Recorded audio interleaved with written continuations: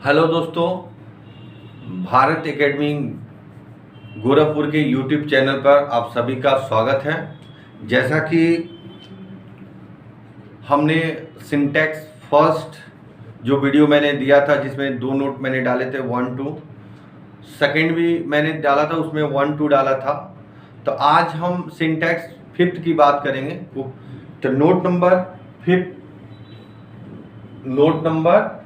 Fifth ये 5वां है, ठीक है। क्योंकि आपको मैंने पहले भी बताया कि जैसे कि सिंटैक्स से एग्जाम में क्वेश्चन पूछे भी जाते हैं और ये सारे क्वेश्चन एग्जाम के पॉइंट व्यू से ही बताए जा रहे हैं, क्योंकि एग्जाम ये NDA, CDS, air force, army, SSC, इन सब एग्जामों में ये क्वेश्चन पूछा जाता है। ये है क्या? Pair words. क्या है? Pair words. पेयर वर्ड्स वो वर्ड होते हैं जो एक साथ आते हैं और दोनों वर्ड एक दूसरे पे क्या होते हैं? डिपेंड होते हैं। जैसे कि आप देख रहे हैं यहां पे लिखा हुआ है, आप ऐसे समझिए, जैसे एंड से 2 सब्जेक्ट जुड़े हों, ट्रूथ, ऑनेस्टी। उसी तरह एंड से 2 सब्जेक्ट जुड़े हैं, ब्रेड एंड बटर। तो ये जो 2 सब्जेक्ट जुड़े हैं एंड से, ये दोनों सब्जेक्ट एक दूसरे पे डिपेंड करते हैं। ये इन पे डिपेंड है, ये इन पे डिपेंड है, इसलिए दोनों सब्जेक्ट मिलके क्या बन जाते हैं? सिंगुलर। और इनके साथ आने वाला हेल्पिंग वर्ब भी क्या होता है? वो सिंगुलर होता है। क्या होता है? हेल्पिंग वर्ब क्या होता है? सिंगुलर। जैसा कि आपको लग रहा है कि एंड से 2 सब्जेक्ट कनेक्ट है तो दोनों अलग अलग है, लेकिन अलग अलग नहीं, दोनों एक दूसरे पे क्या है? डिपेंड है। और जब दोनों एक दूसरे पे डिपेंड है तो ये दोनों मिलके क्या बन गए? सिंगुलर। और जब सिंगुलर हो गए तो इनके साथ हेल्पिंग वर्ब क्या यूज करेंगे? Singular, right. उसी तरह ब्रेड एंड बटर, आप देखिए ब्रेड एंड बटर 2 सब्जेक्ट जो है एंड से जुड़ा हुआ है। किससे जुड़ा हुआ है? एंड से। उसी तरह बैग एंड बैगेज, देखिए एंड से 2 सब्जेक्ट जुड़े हैं। उसी तरह एंड से 2 सब्जेक्ट, राइस एंड करी, 2 सब्जेक्ट एंड से जुड़े हैं। उसी तरह यहां पे भी एंड से 2 सब्जेक्ट, स्लो एंड स्टेडी, यानी 2 सब्जेक्ट एंड से जुड़े हो। यहां पे भी देखिए एंड से 2 सब्जेक्ट जुड़े हैं, हॉर्स एंड कैरी। तो ये दोनों नाउन जो है, दोनों एक दूसरे पे क्या है? डिपेंड है।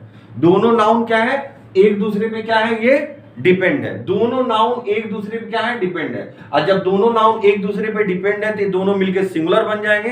और जब सिंगुलर होंगे तो इनके साथ हेल्पिंग वर्ब क्या हो जाएगा? क्या हो जाएगा? सिंगुलर हो जाएगा। इनके साथ हेल्पिंग वर्ब क्या हो जाएगा? सिंगुलर हो जाएगा। इन सब के साथ हेल्पिंग वर्ब क्या हो जाएगा? सिंगुलर हो जाएगा। क्या हो जाएगा? सिंगुलर। इनके साथ हेल्पिंग वर्ब क्या हो जाएगा? सिंगुलर हो जाएगा। क्या हो जाएगा? सिंगुलर। इनके साथ हेल्पिंग वर्ब क्या हो जाएगा? सिंगुलर हो जाएगा। क्या हो जाएगा? सिंगुलर। इनके साथ हेल्पिंग वर्ब क्या हो जाएगा? सिंगुलर। ठीक है। तो जब भी एंड से 2 सब्जेक्ट जुड़े हो और दोनों एक दूसरे पे डिपेंड हो, तो इस केस में वो दोनों सब्जेक्ट मिलके सिंगुलर बन जाते हैं। और जब सिंगुलर बन जाते हैं तो उनके साथ हेल्पिंग वर्ब सिंगुलर लगता है। और ये एग्जाम में आते भी हैं। आपको मैं एग्जाम्पल के थ्रू समझा रहा हूं। आइए देखिए एग्जाम्पल, इसका एग्जाम्पल के बारे में देखना है। आइए एग्जाम्पल के बारे में दिखाते हैं।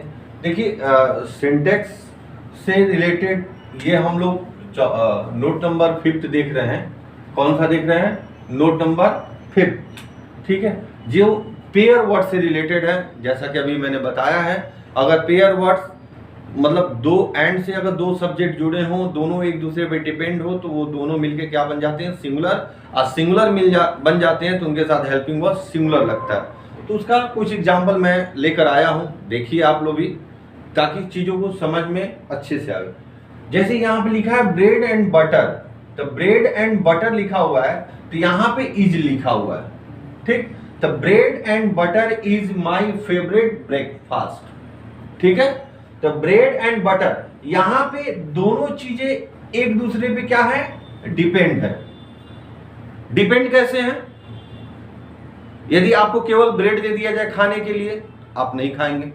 अगर आपको केवल बटर ही दे दिया जाए खाने के लिए तब भी आप नहीं खाएंगे। लेकिन अगर ब्रेड के साथ बटर लगा के दे दिया जाए तो आप अच्छे से खाएंगे। यानी दोनों मिलकर सिंगुलर हो गए कि नहीं? तो इसीलिए ये पेयर वर्ड कहलाते हैं, यानी दोनों मिलके एक दूसरे पे डिपेंड है, दोनों मिलके क्या बन गए? सिंगुलर। और जब ये सिंगुलर बन गए तो इनके साथ हेल्पिंग वर्ब क्या लगेगा?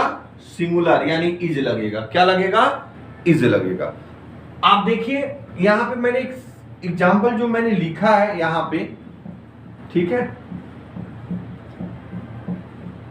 आप सेकेंड नंबर वाले एग्जाम्पल को देखिए। यहां पे क्या लिखा है? ब्रेड एंड बटर, यानी ब्रेड एंड बटर। जैसा कि हम सब जानते हैं, अगर एंड से दो नाउन जुड़ जाए, एंड से दो प्रोनाउन जुड़ जाए, तो ये दोनों मिलके क्या बन जाते हैं? प्लूरल, और उनके साथ प्लूरल हेल्पिंग वर्ड लगता है। लेकिन पेयर वर्ड के साथ ऐसा नहीं है। पेयर वर्ड वे वर्ड होते हैं जो दोनों एक दूसरे पे डिपेंड होके सिंगुलर बन जाते हैं।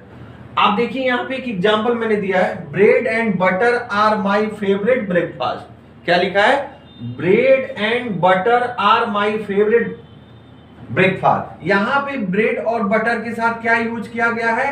आर का यूज किया गया है। तो क्या ये सही है? नहीं, क्योंकि जब दोनों मिलके सिंगुलर बन गए तो यहां पे आर नहीं लग सकता है, इसलिए ये सेंटेंस क्या है? गलत है। जबकि ऊपर वाला सेंटेंस क्या है? बिल्कुल सही है, यहां पे इज लिखा हुआ है, राइट। दूसरा एग्जाम्पल क्या लिखा है? Slow and steady wins the race. यही एग्जाम में आता भी है, हुबहुब एग्जाम में यही आता है। आप ध्यान से देखिए, स्लो एंड स्टडी यानी दोनों मिलके क्या हो गए? सिंगुलर हो गए, और विन द रेस, तो यानी ये यहां पे यस का प्रयोग किया गया है। जैसा कि हम सब जानते हैं, प्रेजेंट इंडेफिनिट टेंस जो होता है वो क्या होता है? सब्जेक्ट वर्ब का फर्स्ट फॉर्म यस या ईयर प्लस ऑब्जेक्ट, राइट होता है। तो यहां पे ये दोनों मिलके क्या बन गए? सिंगुलर। और जब सिंगुलर हो गए तो वर्ब के फर्स्ट फॉर्म में क्या लगेगा? एस या एस, लेकिन यहां पे क्या लगेगा? एस लगेगा। यानी slow and steady win the race, ठीक है। यदि आप निरंतर लगातार अगर प्रयास कर रहे हैं तो आप रेस जरूर जीतेंगे, अवश्य जीतेंगे, आज नहीं तो कल जरूर जीतेंगे। इसीलिए कहा गया है, ये स्टेट लाइन, ये लाइन दिया गया है, slow and steady win the race. आपने कछुआ और खरगोश की कहानी सुना होगा, सुना होगा ना? बिल्कुल वही है, स्लो एंड स्टडी। यानी कछुआ धीरे धीरे धीरे धीरे चल के अपने मंजिल पे पहुंच जाता है, लेकिन खरगोश तेजी से दौड़ के अपने मंजिल पर नहीं पहुंचता है। उसी प्रकार जो लड़का तेजी से सीखने की कोशिश करता है, तेजी से दौड़ने की कोशिश करता है, तो वो ऐसे लड़के ज्यादातर असफल हो जाते हैं, क्योंकि वो शॉर्टकट रास्ते को अपनाते हैं। लेकिन आपको शॉर्टकट रास्ता नहीं अपनाना है। आप थोड़ा सा पढ़िए, रोज पढ़िए, धीरे धीरे पढ़िए, लेकिन रोज पढ़िए। अभी नहीं कि एक दिन पढ़े 10 दिन आराम किए, एक दिन पढ़े 10 दिन आराम किए, ऐसा नहीं करना है। तो slow and steady win the race, यानी यहां पे एग्जाम में यही क्वेश्चन आता है, स्लो एंड स्टडी विन लिखा होता है। क्या लिखा होता है? विन। तो विन नहीं होगा, क्या होगा? विंस होगा। तो ये सही है और ये क्या है? गलत है, राइट। उसी तरह एक और क्वेश्चन है, राइस एंड करी इज अ पॉपुलर डिश। क्या लिखा है? राइस एंड करी इज अ पॉपुलर डिश, यानी दोनों मिलके क्या है? एक दूसरे पे डिपेंड है, दोनों मिलके क्या बन गए? सिंगुलर। और सिंगुलर हो गए तो इनके साथ हेल्पिंग वर्ब क्या लगेगा? सिंगुलर लगेगा। तो राइस एंड करी इज अ पॉपुलर डिश, ये सही है। जबकि नीचे क्या लिखा है? राइस एंड करी आर लिखा हुआ है। क्या लिखा हुआ है? आर लगा हुआ है, जो कि क्या है? ये गलत है, क्योंकि राइस एंड करी क्या है? दोनों मिलके क्या है? सिंगुलर है। कैसे? उसी प्रकार जिस प्रकार मैंने ब्रेड एंड बटर के बारे में बताया है, अगर आपको केवल चावल दे दिया जाए, कहा जाए बेटा खूब भर पेट खा लो, तो क्या आपकी भूख मिटेगी? केवल आपको करी दे दिया जाए बेसन का, लो खूब पी लो एक कटोरा, क्या आपका पेट भरेगा?